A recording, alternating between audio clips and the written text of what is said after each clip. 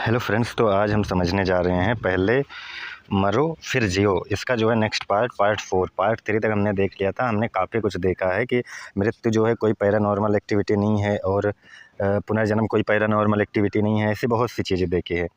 हम जो है कोई भी बातें जो है साइंस, साइकोलॉजी, बायोलॉजी, फिलॉसफी सभी मिक्स करके बताते हैं, जिससे किसी भी तरह का सुपरस्टिशंस जो है आपके अंदर ना जा पाए। इसलिए साइंस भी उसमें मिक्स कर देते हैं और इस बात को ध्यान में रखना, और यही रियलिटी भी है, यही सत्य है। तो इसमें कुछ भी पैरानॉर्मल ना तुम समझो, इसीलिए। अब लेकिन यहाँ पर एक क्वेश्चन ये उठता है कि फिर जो आप उस चेतना की बात करते हो, वो हायर चेतना, जैसे कुछ लोग कहेंगे ना कि वो तो आप पैरानॉर्मल ही बातें करते हो, क्योंकि उसको हम ना देख सकते हैं, ना कल्पना कर सकते हैं, कुछ कह भी नहीं सकते उसके बारे में। तो एक पैरानॉर्मल बातें ही तो हो गई, जिसके बारे में कुछ कह ना सको, कुछ समझ ना सको, वो तो पैरानॉर्मल ही हुई ना। तो यही सब बातें थोड़ा समझेंगे, लेकिन उससे पहले कुछ साइकोलॉजी को समझ लेते हैं। कि जैसे हम जानते हैं कि जो एक साइकोलॉजी में शब्द यूज होता है हेलुजिनेशन। इसका क्या मतलब हुआ कि मति भ्रम जिसको कह सकते हैं, और एक होता है इल्यूजन जिसको भ्रम कहते हैं। और ये सभी जो शब्द हैं, ये दोनों ये कहीं ना कहीं साइकोलॉजी में बहुत बड़ा रोल अदा करते हैं। जैसे कि मतलब ऐसे कई बीमारियां हैं जिसमें कि इल्यूजन भी हो सकता है, भ्रम हो सकता है, और मति भ्रम हो सकता है, हेलुजिनेशन। भ्रम का मतलब क्या हुआ, जैसे कि तुम्हें अजीब सी आवाज़ सुनाई देना, कुछ भी इधर उधर का दिखना, ये जो है भ्रम होता है। और मति भ्रम क्या होता है? मति भ्रम का मतलब हुआ कि तुम्हें कुछ भी दिखाई देना और तुम कुछ भी मतलब पैरानॉर्मल एक्टिविटी तुम्हें वो सब लगना। मतलब भ्रम और मति भ्रम लगभग एक ही चीज़ें हैं, बस मति भ्रम ज़्यादा डेंजर हो जाता है अपेक्षा भ्रम के। तो हेलुजिनेशन मतलब क्या होता है? जैसे कुछ बच्चों को हम देखते हैं बचपन में वे ज़्यादा सेंसिटिव होते हैं। अब वो अपने डीएनए के द्वारा होते होंगे, और हमने डीएनए के बारे में इसलिए पिछले वीडियो में अच्छे से बात की। डीएनए का मतलब क्या हुआ? डीएनए एक कंटिन्यू श्रृंखला है। डीएनए और प्लस यूनिकनेस, ये जो है प्रकृति में हो रही कंटिन्यूटी है। जैसे तुम यहाँ पर एक एग्जाम्पल दोगे कि डीएनए तो हमको मतलब डीएनए तो भले ही 0.1% ही अलग होता है, लेकिन वो सबका अलग होता है, मतलब किसी का भी सेम नहीं होता। तो हम सब यूनिक हुए ना। या आप थंब का एग्जांपल दो, या आइरिस का एग्जांपल दो, या किसी भी चीज़ का, तो वो चीज़ें खैर दुनिया में किसी की नहीं मिलती। तो इसमें मतलब कुछ लोग यही कहने लगते हैं कि आखिर हम अलग हुए ना सबसे, हम यूनिक हैं ना। तो हाँ, डीएनए के लेवल पर तुम भले ही 0.1% जो है डिफरेंस हो, लेकिन वो यूनिकनेस होती है, ये बात मैंने कही है। और लेकिन ये जो यूनिकनेस है, ये प्रकृति में हो रही डीएनए की कंटिन्यूटी और प्लस यूनिकनेस, ये प्रकृति में हो रही कंटिन्यूटी ही है। मतलब डीएनए किसी का सेम नहीं होगा सिवाय ट्विंस के। तो जो ये डीएनए सेम नहीं होता, ये भी प्रकृति का ही हिस्सा है। ये भी मतलब प्रकृति ही वैसा करती है कि किन्हीं दो लोगों का डीएनए पूर्णतः 100% ना मैच हो, बस ट्विंस का ही होता है। वो भी कुछ भी स्पेशल केसेस ट्विंस का ही समझो सिर्फ। और बाकी ये यूनिकनेस जो आ रही है, डिफरेंस जो आ रहे हैं दो बच्चों में, ये भी प्रकृति का ही हिस्सा है, मेरे कहने का मतलब है। ये मत समझना कि मैं अलग हूँ तो इसका मतलब मैं स्वतंत्र हूँ, मैं कुछ भी कर सकता हूँ। नहीं, ये डीएनए जो है, तुम स्वतंत्र किस लेवल पर हो? तुम स्वतंत्र, मेरे कहने का मतलब स्वतंत्र नहीं हो, तुम प्रकृति और माहौल पर पूर्णतः डिपेंड हो। तुम्हारी कंडीशनिंग ही उस माहौल और वातावरण से हुई है, इसलिए तुम स्वतंत्र नहीं हो। और ये डीएनए की जो कंटिन्यूटी है, इसकी जब मैं बात कर रहा हूँ, तो इसका मतलब यही हुआ कि जो उसमें यूनिकनेस आ जाती है कि 0.1% डीएनए किसी का नहीं सेम होता, उसमें मतलब भिन्नता ही रहती है। तो यहाँ पर यही समझना है कि तुम यूनिक तो हो गए डीएनए के लेवल पर, 0.1% के लेवल पर, लेकिन वो भी प्रकृति का हिस्सा है, प्रकृति की कंटिन्यूटी का हिस्सा है। प्रकृति जो है डीएनए और कंटिन्यूटी है, और प्लस उसके साथ यूनिकनेस आना भी प्रकृति की कंटिन्यूटी का हिस्सा है। उसमें कुछ भी ये मत समझना कि पहले से ही लिख कर रखा जा चुका है या मेरा भविष्य डीएनए ने तय कर दिया। नहीं, अगर तुम यूनिक हो रहे हो तो भी प्रकृति का ही हिस्सा है, बस इसका मतलब यही है। तो यहाँ पर हेलुजिनेशन क्या होता है? जैसे कोई बच्चा डीएनए के द्वारा ज़्यादा सेंसिटिव है, और वो किसी भी चीज़ को जैसे देखता है और ज़्यादा डर जाए या ज़्यादा फोकस्ड उस पर हमेशा रहे, तो उसके मन में जो है वही कल्पना बनने लगती है कि ये कहीं, मतलब जैसे किसी भी चीज़ से डर जाए तो वो कल्पना करने लगता है, वो रियलिटी उसको दिखने लगती है। अब चाहे स्वप्न में दिखे या कहीं पर भी कोई वस्तु ही हो, उसको वही दिखेगा। तो यही होता है हेलुजिनेशन की, मतलब उस वास्तविकता से हट जाता है वो। मतलब जैसे उसको, वो अपने भ्रम वाली चीज़ों को ही रियलिटी मान लेता है और इसमें कुछ भी पैरानॉर्मल नहीं होता, बस सिर्फ उसके मन ने ऐसी छवियाँ बना दी हैं उसके अंदर जिससे कि वो मतिभ्रम उसकी हो गई है।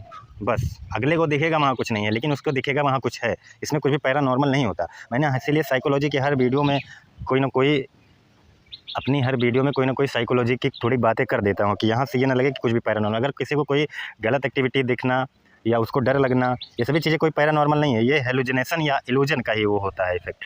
बचपन से ही यादें बैठ जाती है, उसके सबकॉन्शियस माइंड में वो सेव हो जाता है और जब वो ऐसी कुछ चीज़ें देखता है तो उसका सबकॉन्शियस माइंड एक्टिव हो जाता है। या कहीं भी जाने पर तुम्हें डर लग रहा है तो वहाँ पहले से हो सकता है कोई घटनाएँ हो गई हो और उस जगह पर जाने पर तुम्हारा सबकॉन्शियस माइंड एक्टिव हो जा रहा है, तो इसीलिए ये सभी चीज़ें होती है। ये सबकॉन्शियस माइंड और हेलुसिनेशन या इल्यूजन का मतलब वो होता है। और एक बात यहाँ समझना है, जो अनकॉन्शियस माइंड है उसके बारे में भी मैंने काफ़ी बातें की है। तो अनकॉन्शियस माइंड क्या करता है कि जैसे तुम्हारे कोई भी गतिविधि को, मतलब तुम्हारी तीव्र इच्छा को, जैसे किसी चीज़ में बहुत ज़्यादा इच्छाएं हैं और तुम उसे नहीं पा रहे हो, तो तुम्हारे दिमाग में बैठ जाएगा। या जैसे बहुत डर है, बहुत चिंता है, उससे तुम्हारा मन जो है एकदम बहुत दिनों से जैसे किसी चीज़ से बहुत डर रहे हो, तुम्हारे अनकॉन्शियस माइंड में वो चीज़ें सेव हो गई। जैसे कोई दृश्य देख लिया, किसी को अजीब हरकतें करते देख लिया या कुछ भी ऐसा, तो तुम्हारे अनकॉन्शियस माइंड में वो सेव हो गई। और जब कभी तुम बहुत डिस्टर्ब होगे मेंटली, तो तुम भी वैसे हरकतें कर सकते हो क्योंकि तुम्हारा अनकॉन्शियस माइंड वो वैसा कर रहा है। इसका मतलब कोई पैरानॉर्मल एक्टिविटी कहीं नहीं होती। मैं इसलिए इन सबसे दूर रखता हूँ सबको कि इन सब चीज़ों में मत फंसना, वो सब तुम्हारे मन का ही वहम हो जाता है। मन में चल रही गतिविधियाँ ही इधर उधर हो जाती हैं। तो कोई भी पैरानॉर्मल एक्टिविटी कहीं हो, कोई जादू या नेगेटिव एनर्जी, चमत्कार, ऐसी चीज़ें नहीं होती। सीधा सा मतलब तुम्हारे मन का ही वो है।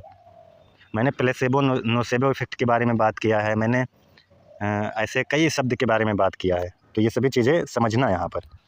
अब सीधी सी एक बातें आती हैं, अब जो हमारा टॉपिक है मैं उस पर लौटता हूँ कि जैसे पहले मरो फिर जियो। इसका मतलब यही हुआ कि तुम जो इन सभी तमाम जंजालों में फंस गए हो, तुम इसमें जी कहाँ रहे हो, तुम अपना जीवन काट रहे हो, तुम खुद को जानते ही नहीं तो जियोगे कैसे। तुम तो समाज के द्वारा कंडीशनिंग हुई है तुम्हारा, और तुम वही समाज के रास्ते पर चल रहे हो, जो कि सोशियोलॉजी भी यही कहती है कि मनुष्य अपने समाज से ऊपर हटना उसके लिए कठिन होता है, वो समाज के कंडीशनिंग से ही जीता है। ये चीज़ साइकोलॉजी और सोशियोलॉजी दोनों कहती हैं कि तुम्हारे विचार भी तुम्हारे समाज के अनुसार आएंगे। जिस समाज या माहौल में आप रह रहे हो उसी अनुसार आपकी प्रवृत्तियाँ होंगी। तो इसमें तुम्हारा अपना क्या है, तुम्हारी ईर्ष्या, मोह, लोभ, ये सभी तुम्हारे समाज ने दिया है।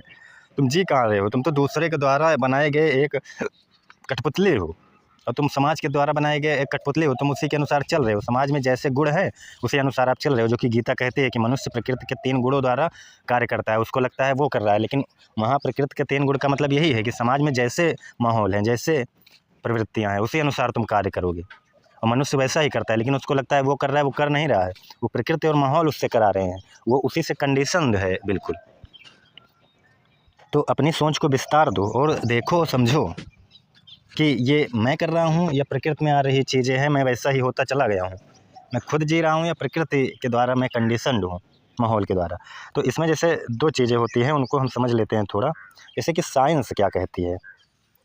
जैसे क्या हमने शुरू में बात की कि जो ये मतलब चेतना की बात करते हैं, वो भी तो फिर पैरानॉर्मल हो गई, क्योंकि उसके बारे में भी आप कुछ कह नहीं सकते, कुछ समझ नहीं सकते। तो इस बात को थोड़ा समझ लेना है यहाँ पे कि जैसे साइंस क्या कहता है। साइंस जब खुद को ऑब्जर्व करने को कहता है, साइंस शरीर के बाहर चेतना नहीं मानता। शरीर मतलब साइंस का मतलब क्या है, साइंस क्या कहता है कि जब तक तुम्हारे अंदर कोई हलचल है तब तक तुम्हारे अंदर चेतना है। अगर तुम्हारी डेथ हो गई तो कोई चेतना नहीं, और ये रियलिटी है, यही सही है। क्योंकि साइंस उस चेतना की बात कर रहा है जो शरीर तुम्हारी चला रही है, मतलब बस शरीर में हलचल है तो चेतना है। साइंस की चेतना अलग है और अध्यात्म की चेतना अलग है। अध्यात्म इसका मतलब ये नहीं कहता कि मरने के बाद कोई चेतना तुम्हें मिलेगी, नहीं, ये मतलब मत समझना पहले। लेकिन साइंस की कुछ बातें समझ ले। साइंस क्या कहता है कि जब तुम अपने विचारों को देखोगे, साइंस भी ये बातें करता है कि तुम अपने विचारों को देखेंगे जब तुम्हारा मन, और कौन देखेगा तुम्हारे विचारों को, तुम्हारा मन ही तो देखेगा। तुम्हारा मन मतलब खुद को ही देख रहा है, तुम्हारा मन खुद के ही विचारों को देख रहा है, क्योंकि कौन विचारों को देखेगा, तुम्हारा मन ही देखेगा। इसलिए शायद कृष्णमूर्ति साहब ने ये कहा है, उनका मैंने एक देखा है, उनका फेमस वाक्य है, ऑब्जर्वर इज ऑब्जर्व्ड। मतलब जो ऑब्जर्वर है, जो ऑब्जर्व कर रहा है वो जिस चीज़ को, वो दोनों एक ही हैं, और वो साइंस लेवल पर बिल्कुल सही बात है। अब यहाँ पर जैसे साइंस क्या कहता है, जब साइंस ऑब्जर्व करे खुद का मन खुद के मन के ही विचारों को ऑब्जर्व करता है, तो उसमें क्या कहता है कि तुम इन्वायरमेंट नहीं हो। अगर जब तुम खुद के ही विचारों को, अब तुम्हारा मन तुम्हारे ही विचारों को ऑब्जर्व करेगा तो वो कहेगा कि तुम इन्वायरमेंट नहीं हो, मतलब तुम माहौल नहीं हो, क्योंकि ये विचार तो माहौल से आ रहे हैं। तुम थॉट भी नहीं हो, क्योंकि ये थॉट भी जो है उसी माहौल उसी प्रकृति से आ रहे हैं जहाँ पर तुम रह रहे हो, तो तुम वो हो ही नहीं सकते। तो तुम क्या हो, तुम ब्रेन बॉडी सिस्टम हो जो इन्वायरमेंट को रिप्रेजेंट करता है। तुम ब्रेन बॉडी सिस्टम हो, यहाँ पर ये कह देता है। मतलब ऑब्जर्वर का मतलब यहाँ ये क्या कहता है, brain process not separate entity. मतलब ये क्या कहता है कि वो जो देख रहा है, जो ऑब्जर्वर है इन सब का, वो ब्रेन का ही वो प्रोसेस है, वो मन ही है तुम्हारा। उसके कहने का मतलब है जो मन बना है तुम्हारा, जो अदृश्य है, वो मतलब ब्रेन का ही प्रोसेस है जो ऑब्जर्व कर रहा है। ये चीज़ साइंस कहती है। जब तुम ऑब्जर्व करते करते अपने विचारों को देखते देखते उस लेवल पर पहुँचोगे तो। अब इसमें फिलॉसफी क्या कहती है, जब ऑब्जर्वर डीप अवेयरनेस में जाता है, सब्जेक्ट ऑब्जेक्ट सेपरेशन डिसॉल्व हो जाती है, तब अनुभव आता है सब एक है। फिर वे इंटरप्रेट करते हैं, इसलिए अलग अलग चीज़ें असल में अलग नहीं हैं। तो इसमें डिफरेंस क्या है दोनों में? तो डिफरेंस ये है कि साइंस कहता है मैं अलग हूँ क्योंकि मैं ऑब्जर्व कर रहा हूँ, और फिलॉसफी कहती है कि जब ऑब्जर्वेशन डीपेस्ट लेवल पर पहुँचती है तो अलगपन ख़त्म हो जाता है। वही बात है, जब डीपेस्ट लेवल पर पहुँचती है तो ऑब्जर्वेशन ख़त्म हो जाता है, इसलिए फिर वो कह देती है फिलॉसफी कि सब कुछ वही है। तुम्हारा मन तुम्हारे माहौल के अनुसार तुम्हारे विचार आ रहे हैं और तुम यही सब हो, तो तुम अलग कैसे हो गए? तुम सब में सब अगर वही एक ही बात को अनुभव कर रहे हैं। यहाँ पर साइंस कहता है कि सबका माहौल एक है, सबके विचार एक हैं और एक तरह से ये अनुभव कर रहे हैं, इसीलिए वो एक तरह से अनुभव कर रहे हैं क्योंकि सभी एक ही तरह से कंडीशनड है। लेकिन यहाँ पर फिलॉसफी ये शब्द जोड़ती है कि तुम्हारा अनुभव एक ही हो रहा है, और फिलॉसफी में एक कदम और आगे चले जाते हैं। इसलिए जैसे साइंस क्या कहता है कि तुम अपने शरीर से अलग, साइंस ये कहता है कि तुम अपने शरीर से अलग ऑब्जर्व नहीं कर सकते। मतलब तुम्हारा शरीर ही, तुम्हारा मन ही जब ऑब्जर्व कर रहा है तो क्या ऑब्जर्व करेगा? वो यही ऑब्जर्व करेगा कि ये विचार, ये जो कुछ भी है वातावरण से ये जन्म ले रहे हैं। अपने विचारों को ही तुम्हारा मन ही ऑब्जर्व कर रहा है, मतलब तुम्हारा मन खुद को ही ऑब्जर्व कर रहा है, मन को ही ऑब्जर्व कर रहा है। इसका मतलब यही है, तुम अपने आप को ही ऑब्जर्व कर रहे हो। लेकिन फिलॉसफी क्या कहती है यहाँ पर? फिलॉसफी कहती है कि जब तुम ऑब्जर्व कर रहे हो, वो एक कदम और आगे चली जाती है। तुम जब ऑब्जर्व करोगे अपने थॉट को, तो तुम्हें ये पता चलेगा ये थॉट तो माहौल से आ रहे हैं, क्या मैं वो हूँ? और यहाँ पर एक बात समझ लेनी है कि जो ये ब्रेन के सेल्स होते हैं, न्यूरॉन्स, ये जो है बहुत स्लो चेंज होते हैं, लेकिन शरीर का हर अंग चेंज हो जाता है, स्लो चेंज होता है ब्रेन का वो। इसका मतलब ये नहीं है कि तुम बचपन में जो थे वही आज हो। इसका मतलब ये मत समझ लेना कि ब्रेन का जो सेल्स हैं वो वही हैं, इसीलिए ब्रेन की सेल्स भी चेंज होते हैं, लेकिन वो स्लो चेंज होती हैं। तुम्हारी पहचान आज भी वही है जो बचपन में थी। इसका रीज़न है कंटिन्यूटी ऑफ मेमोरी, और ब्रेन का सेल्स का स्लो होना वो भी एक रीज़न है, लेकिन वो बस छोटा सा रीज़न है। बड़ा रीज़न है कि आपका मेमोरी की कंटिन्यूटी, जैसे कल मैं वही था इसलिए आज मैं वही हूँ, आज मैं वही हूँ तो कल भी वही होगा। ये मतलब जो कंटिन्यूटी है मेमोरीज़ की, इसलिए जो है तुम्हें याद रहता है कि बचपन में मैं वही जो था, आज भी मैं वही हूँ, मैं चेंज नहीं हुआ हूँ। लेकिन जब आप इस तरह से दृष्टा बनोगे, मतलब अपने विचारों को देखोगे कि ये जो विचार हैं तो माहौल से जन्म ले रहे हैं, परिस्थितियों से जन्म ले रहे हैं, तो साइंस में कहता है कि ऑब्जर्वर ही ऑब्जर्व्ड है। जो ऑब्जर्व कर रहा है और जिसको ऑब्जर्व करना है वो दोनों एक ही हैं। लेकिन फिलॉसफी यहाँ क्या कहती है? फिलॉसफी कहती है कि जब हम ऑब्जर्व करते हैं हम सभी, तो जो ऑब्जर्व्ड होता है वो जो है सेम ही होता है।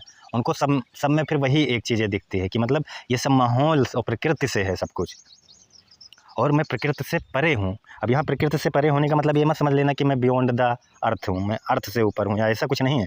प्रकृति से परे का मतलब कि क्या ये जो प्रकृति में चेंजेज हो रही हैं, क्या मैं वो हूँ? लेकिन मैं तो नहीं बदल रहा ना, मैं तो चेंजेस को देख रहा हूँ। हमारी भले ही सभी सेल्स बचपन से आज तक बदल चुकी है, लेकिन मैं तो वही हूँ। तो इसका मतलब मैं वही हूँ, ये वहाँ पर वो हायर चेतना थोड़ी कह रही है, नहीं तो वहाँ से वो मतलब निकाल लो। मैं वही हूँ, इसका मतलब ये है कि वो मेमोरी, साइंस लेवल पर मेमोरी की कंटिन्यूटी है। लेकिन अध्यात्म यहाँ पर यही एक शब्द जोड़ देता है कि तुम जो है वो हायर चेतना हो, वो परम चेतना हो। जब तुम अपने विचारों को देखोगे तो देखते देखते तुम उस परम चेतना तक पहुँच जाओगे, जो कि बहुत से ऋषियों ने अनुभव किया है। तो साइंस यहाँ पर थोड़ा अलग बातें कर देती है, थोड़ा सा, कि साइंस कहती है, साइंस क्यों अलग बातें कर देती है? क्योंकि साइंस क्या करेगी, वो बस किसी के इमोशंस पर कैसे हार्मोन एक्टिवेट हो रहे हैं और कैसे न्यूरॉन्स अट्रैक्ट कर रहे हैं, वो इसको ऑब्जर्व करती है।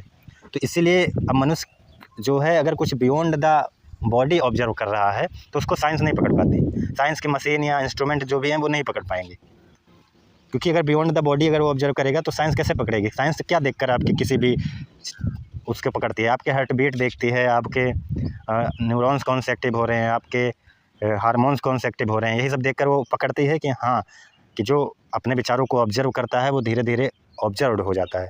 मतलब ऑब्जर्वर और ऑब्जर्व्ड एक सी हो जाता है, इससे कि उसके क्लियरनेस आती है उसके अंदर और चिंताओं वहम इन सबसे छुटकारा मिलता है काफ़ी हद तक। तो ये उस थर्ड लेवल पर नहीं जा पाती, मतलब बस यहीं तक सीमित हो जाती है साइंस। लेकिन अध्यात्म की बातें क्यों नहीं साइंस पकड़ पाती? क्योंकि साइंस आपके बॉडी के इम्पल्सन को ही देखेगी, लेकिन ऋषियों ने जो कहा है, उन्होंने कहा है कि वो बॉडी से परे है। वो इसलिए पहले ही कह देते हैं वो तुम्हारे मन से परे है। तुम जब उसको ऑब्जर्व करोगे, तुम प्रोसेस उसका भी यही है कि अपने विचारों को देखो, चाहे ध्यान करो, सब चीज़ एक ही तरफ ले जाते हैं कि आप अपने विचारों को समझो कि विचार जो है वो कंडीशनिंग है, वो माहौल से जन्मी है, परिस्थितियों से जन्मे विचार है, तुम्हारे वातावरण से जन्मे विचार हैं। तुम पूरा डिपेंड हो वातावरण पे, तुम्हारा शरीर डिपेंड है वातावरण पे, तुम स्वतंत्र नहीं हो। तुम कैसे कह सकते हो मैं स्वतंत्र हूँ? तुम्हारे विचार भी माहौल से ही आ रहे हैं, तुम्हारे शरीर भी तुम्हारे माता पिता ने दिया है, और हार्मोन्स तुम्हारे डीएनए पूरा वैसे ही है। भले तुम थोड़ा यूनिक हो, लेकिन वो उतना यूनिक नहीं हो कि तुम्हारे मन और विचार, तुम यूनिक भले थोड़ा हो, लेकिन फिर विचार माहौल में आकर तुम्हारे विचार सब कुछ वैसे ही हो जाते हैं। तो इसीलिए जो है यहाँ पर फिर ये कह देता है कि ये सभी चीज़ें हम शरीर और बॉडी नहीं है, क्योंकि ये सब पूरा कंडीशनिंग है माहौल से। ये सब माहौल और प्रकृति या वातावरण, इन्वायरमेंट जो भी कह सकते हो, इन सब पर पूरा डिपेंड है। तो इसीलिए फिर ऋषियों ने उसको कहा कि जब तुम अपने विचारों को देखोगे, अपने मन को शांत करोगे या जो भी करोगे, कई तरह से है वो, जब तुम्हारा ईगो ख़त्म हो जाएगा, वो अहम भाव ख़त्म हो जाएगा, तो तुमको सब में वही एक परम चेतना दिखेगी। इसको कहते हैं प्रकृति से परे हो जाना। इसका मतलब ये नहीं बियॉन्ड द अर्थ हो जाना, अर्थ से परे हो जाना, नहीं। प्रकृति से परे का मतलब आप उस चेंजेस को देख सको, उस प्रकृति के में हो रही चीज़ों को ऑब्जर्व कर सको कि ये सभी चीज़ें तो सच में प्रकृति और माहौल से होती है। मैं इनसे परे हूँ, मैं इन सबको देख सकता हूँ, मैं देखने वाला हूँ इन सबको। मेरा शरीर भले ही चेंज हो जा रहा है, मेरा मन भले ही चेंज हो जा रहा है, लेकिन मैं इन सबको देखूँ ना, इन सबको ऑब्जर्व करूँ मैं, क्या मैं भी चेंज हो जा रहा हूँ? तो साइंस यहाँ पर वही कह देती है, मेमोरी ऑफ कॉन्टीन्यूटी है वो, कि जो मैं नहीं चेंज हुआ। लेकिन अध्यात्म यहीं पर एक बात ये कह देता है कि तुम कुछ अलग हो। यहाँ पे पहले एक बातें समझ लेनी है, नहीं तो मिसकंसेप्शन हो जाएगा कि पैरानॉर्मल और जो है मेटाफिजिक्स, ये दोनों क्या होती है, नहीं तो हम इसको गलत तरह से इंटरप्रेट कर लेंगे।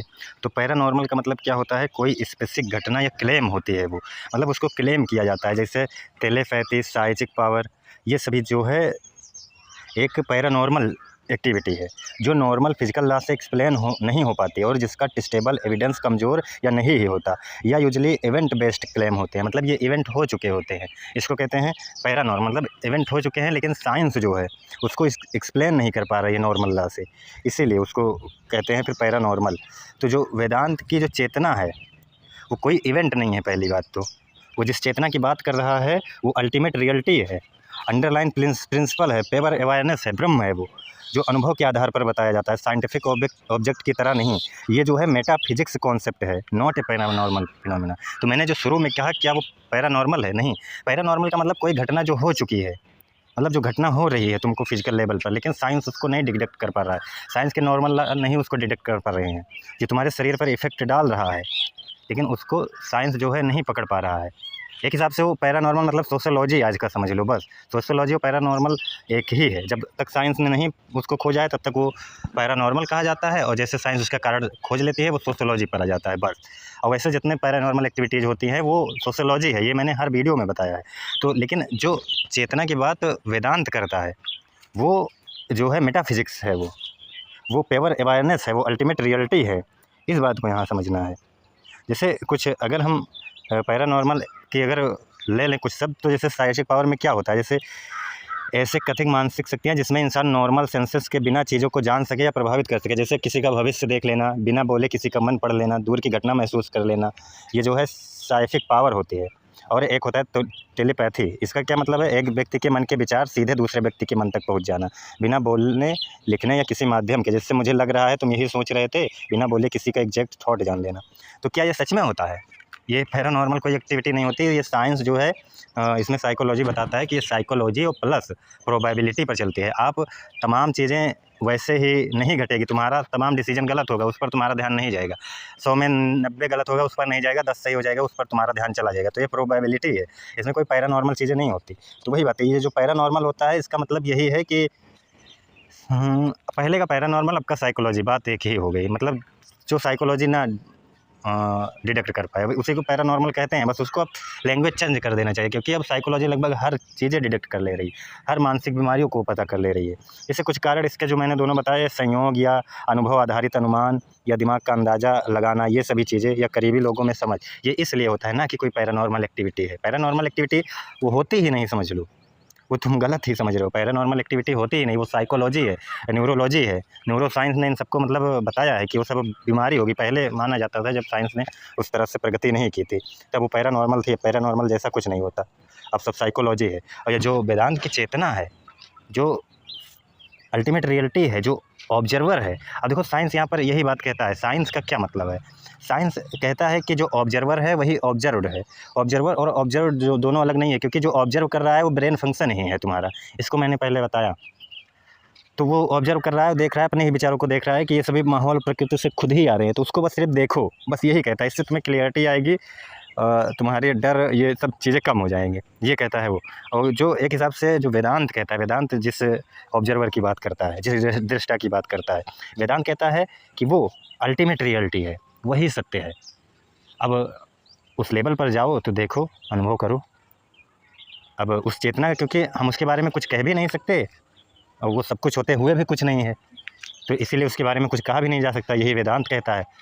तो इसीलिए अब चाहे उसी को साइंस के अनुसार समझो कि उस वही सब कुछ है, या फिर उसके बारे में कुछ कह ही नहीं सकते, तो क्या उसके बारे में कुछ जब कह ही नहीं सकते, सुन ही नहीं सकते, समझ ही नहीं सकते, वो अकल्पनीय, अवर्णनीय है, तो उसको एक हिसाब से मेटाफिजिक्स कह सकते हैं। तो वो पैरानॉर्मल नहीं होता, वो मेटाफिजिक्स होता है। तो यहाँ पर ये चीज़ें यहाँ समझनी है। पैरानॉर्मल मतलब इवेंट जो हो चुका है, लेकिन अब वो साइकोलॉजी ही बन गया है। साइकोलॉजी, प्रोबेबिलिटी, इन्हीं सब पर जो है चलता है, साइकोलॉजी, न्यूरो साइंस। लेकिन अब यहाँ पर ये बातें समझनी है अच्छे से कि कोई भी पैरानॉर्मल एक्टिविटी नहीं होती। और जो ये वेदांत जिस चेतना की बात कर रहा है, तुम अपने विचारों को देखो ना, तब तुम रियल जी सकते हो, तब तुम समझ सकते हो कि जीना क्या होता है। अभी तो तुम माहौल और प्रकृति से घिरे हुए हो, तुम जी कहाँ रहे हो? तुम तो बस समाज से कंडीशन किए हुए एक कठपुतली हो, तुम वही आगे बढ़ाते चले जा रहे हो। बस एक कंटिन्यूटी जो पैटर्न चल रहा है, उसी अनुसार तुम भी उसी में चल रहे हो। तो ये जीना थोड़ी है। जीना तो वो है कि अपने विचारों को देखो कि मैं क्या हूँ, मैं ऑब्जर्वर हूँ। तो उस जो ऑब्जर्व करते करते आप उस अल्टीमेट रियलिटी तक जब पहुँचेंगे, तुम्हारा ईगो ख़त्म हो जाएगा, मैं की भावना ख़त्म हो जाएगी। तो वो जो ऑब्जर्वर आएगा, उस ऑब्जर्वर की बात जो है वेदांत करता है। और साइंस जो है वो कहता है कि ऑब्जर्वर और ऑब्जर्व्ड एक ही है। मतलब दोनों लगभग एक ही बातें कर रहे हैं, बस दिशा दोनों की अलग है। ये साइंस लेवल, ये जो साइंस है, न्यूरो साइंस है, साइकोलॉजी, ये पूरा आपका जो है सबूत पर चलता है। और जो वेदांत की चेतना है वो मेटाफिजिक्स है, उसके बारे में कुछ कह नहीं सकते, कुछ जान नहीं सकते, तो वो भी अपने जगह पर सत्य है। तो कोई पैरानॉर्मल एक्टिविटी नहीं है, वो मेटाफिजिक्स है। तो आज के लिए इतना ही, धन्यवाद।